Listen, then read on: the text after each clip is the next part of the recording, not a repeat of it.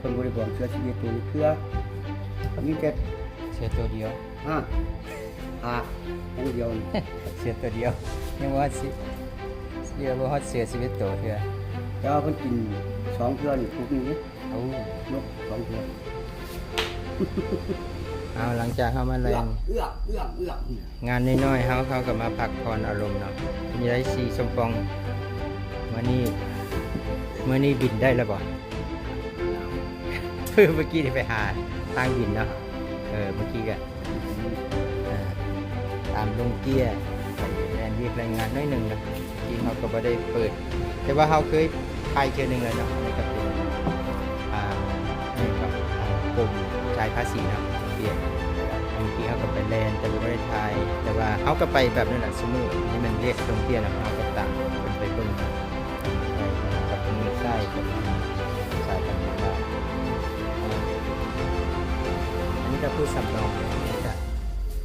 ใส่กันจิงลาวสีแผนกสีฟ้าและนี่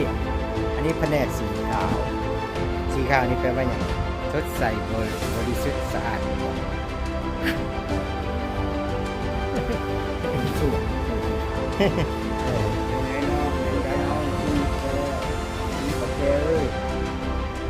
มานั่งพักผ่อนหลังจากแสดงเรียกแรงงานเลย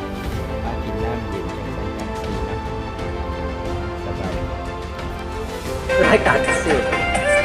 นะตู้เตี้ยเราสิออกหน้ากันเด้อนี่หลังจากแลนธุรกิจน้ำสายการบินลาวแล้วมื้อนี้มีแขกต้อนรับพิเศษเนาะอันนี้แขกพิเศษเลย แล้วเรียกเลยเนี่ยจะทำ ตอนนี้บ้านเมืองเราเนาะแน่